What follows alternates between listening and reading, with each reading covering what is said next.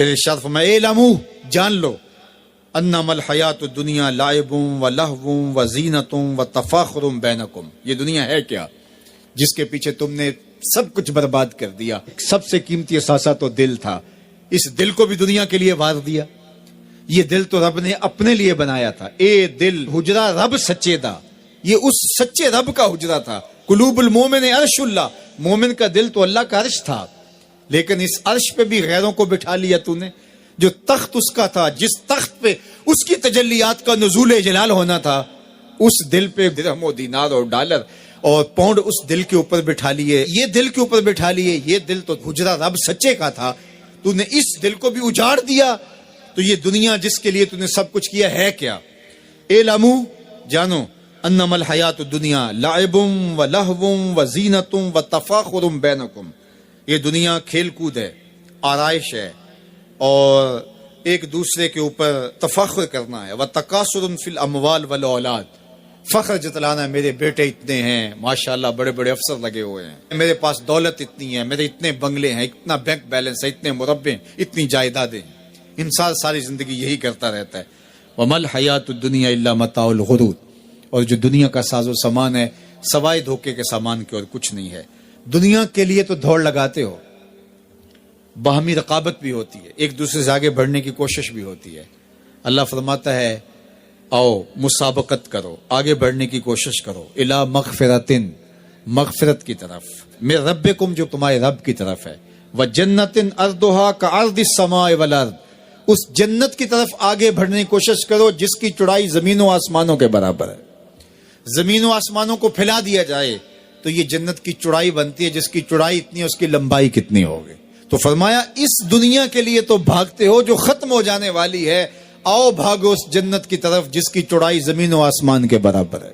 اعدت للذین آمنوا باللہ ورسولہ، یہ اہل ایمان کے لیے تیار کی جا چکی، وہ موتیوں کا محل، وہ یاقوت کا محل، وہ زبرجد کا محل، وہ خالص مشک کا محل جو تمہارے لیے بنایا ہوا ہے، تم نے جانا ہے، اور تمہیں دروازہ کھولنے کی بھی ضرورت نہیں ہے، منتظر دربان کھڑے ہیں جو تمہارے لیے دروازہ کھول کے تمہیں مرحبا کہیں گے اور سلامتی تمہارے اوپر پیش کریں گے۔ وہ تمہارے لیے تیار کر چکا ہے۔ اصل تو زندگی وہ زندگی ہے، لیکن تم کس دنیا کے پیچھے بھاگ رہے ہو؟ اللہ فرماتا وہ وقت کب آئے گا جب قرآن تمہاری زندگی میں اتر آئے گا، وہ وقت کب آئے گا جب اللہ کا ذکر تمہاری زندگی میں اتر آئے گا۔ زندگی تو جا رہی ہے، جوانی آئی، بڑھاپا آیا، لیل و نہار نے وقت بدلے، چرخ نے اپنے تیور تبدیل کیے، حکومتیں تبدیل ہوئی، زمانے تبدیل ہوئے، تو جہاں کھڑا تھا وہیں کھڑا رہا۔ 40 سال عمر عزیزت گزشت، مزاج تو از حال طفلی نہ گشت۔ سادی کہتے ہیں 40 سال عمر گئے لیکن تیرا بچپنا نہیں گیا، اور رومی کہتے ہیں داڑھی تیرے بعد آئی اور سفید ہو گئی اور تو کالے کا کالا ہی رہا۔ تیرے اندر نور نہیں آیا، تیرے اندر روشنی نہیں آئی، یہ تیرے بعد آئی اور پھر سفید بھی ہو گئی، لیکن تو ابھی تک کالے کا کالا ہے۔ رب کہتا ہے وہ وقت کب آئے گا تمہارے سینے میں قرآن اترے، وہ وقت کب آئے گا ذکر سے تمہارے دل میں ارتعاش پیدا ہو، جب تم رب کا نام لو تمہاری آنکھیں آنسوں کا خراج دینے لگے۔ وہ وقت کب آئے گا جو ہی قرآن کھلے چھم چھم تمہاری آنکھیں برسنے لگے۔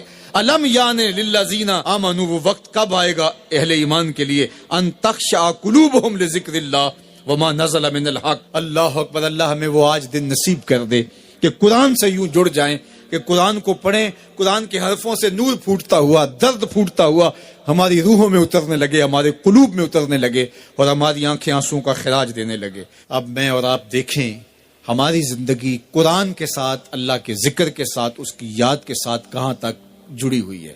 ہماری زندگی میں کہے کتنے ہیں، تفکرات کتنے ہیں، ہماری زندگی میں ٹھٹھے اور مذاق کتنے ہیں، اور عبرت حاصل کرنے کے مواقع ہماری زندگی کے اندر کتنے ہیں۔ اللہ کی بارگاہ میں یہ مانگنا چاہیے، چونکہ دلوں کے اندر حرص، ہوس، خواہشات بہت کچھ جنم لیتی، اور انسان ان خواہشات کو پورا کرنے کے لیے پھر دیوانہ ہو جاتا ہے، اور وہی دیوانگی اس کو حلال اور حرام کی تمیز ختم کر دیتی ہے۔ جب کسی چیز کو حاصل کرنے کا جنون پیدا ہوتا ہے تو پھر جنون اندھا ہوتا ہے، پھر وہ سوچتا ہے کہ یہ چیز میں نے ہر صورت حاصل کرنی ہے، تو اس کو حاصل کرنے کے لیے پھر وہ قدروں کو پامال کر دیتا ہے، حقوق کو پامال کر دیتا ہے، شرم و حیا اتار دیتا ہے، حتیٰ کہ وہ اللہ کے بتائے ہوئے اصول اور ضوابط اور طریقے ان کو بھی پامال کر دیتا ہے۔ کسی کا خون نچوڑنا پڑے، کسی کا حق غصب کرنا پڑے،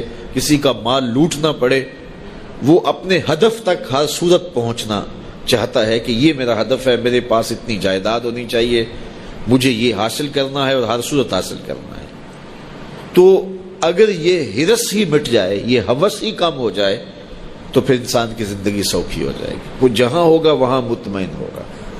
تو اللہ کی بارگاہ میں یہ دعا مانگنی چاہیے کہ مالک میری آرزوئیں کم ہو جائیں اور میری ایسی آرزو میرے سینے میں پنپنے نہ پائے جس آرزو سے تو نے منع کیا ہوا ہے۔ آرزوئیں بڑھتی رہتی ہیں، ایک آرزو پوری ہوتی ہے تو اس کے ساتھ دوسری آرزو کھڑی ہوتی ہے، وہ پوری ہوتی ہے تو تیسری آرزو کھڑی ہوتی ہے، وہ پوری ہوتی ہے تو چوتھی آرزو کھڑی ہوتی ہے۔ تو بندہ سفر کرتا ہے، یہ پوری کر لوں، یہ پوری کر لوں، یہ پوری کر لوں، لیکن آگے پھر آرزویں کھڑی ہوتی ہیں۔ تو پھر کہیں اس کو جو ہے وہ فل سٹاپ تو لگانا پڑے گا کہ اس سے آگے نہیں ہے۔ تو جب وہ فل سٹاپ لگا لے گا تو پھر اس کی زندگی سوکھی ہوگی۔ لیکن جب آرزویں اسے کہیں ٹھہرنے نہیں دیتی تو قبر کے کنارے تک بھی اس کی آرزویں تکمیل پذیر نہیں ہوتی۔ وہ غالب نے کہا تھا، ہزاروں خواہشیں ایسی کہ ہر خواہش پہ دم نکلے، بہت نکلے میرے ارمان لیکن پھر بھی کم نکلے۔ تو جتنے بھی دنیا کے اوپر لوگ اپنی زندگی کے مقصد کو فراموش کر دیتے ہیں، وہ آرزوؤں کا شکار ہو جاتے ہیں، اہوا کا شکار ہو جاتے ہیں، خواہشات کے اسیر اور قیدی ہو جاتے ہیں۔ لیکن خواہشات بڑھتی چلی جاتی ہیں اور انسان کی کبھی بھی تکمیل نہیں ہوتی۔ حضور نے فرمایا ابن آدم کو اگر ایک وادی سونے کی دے دی جائے تو وہ دوسری وادی کی آرزو کرے۔ آج تک کسی کو اتنا سونا ملا تو نہیں ہے، لیکن فرض کرو کسی کے پاس اتنا سونا بھی ہو تو اسے تو پھر خوش ہو جانا چاہیے۔ تو وہ کہے گا کہ نہیں مالک اگر 2 ہو جائے تو کتنا اچھا ہو، اور 2 ہو جائیں تو وہ کہے گا 4 ہو جائیں تو کتنا اچھا ہو۔ تو یہ دیکھیے یہ دنیا کے اوپر یہ کہاں سے کہاں لوگ چلے جاتے ہیں لیکن مطمئن نہیں ہوتے۔ تو کسی جگہ پہ ان کو فل سٹاپ لگانا پڑے گا، تو اگر نہیں لگائیں گے تو وہ خواہشات ان کو آگے لے جاتی جائیں گی۔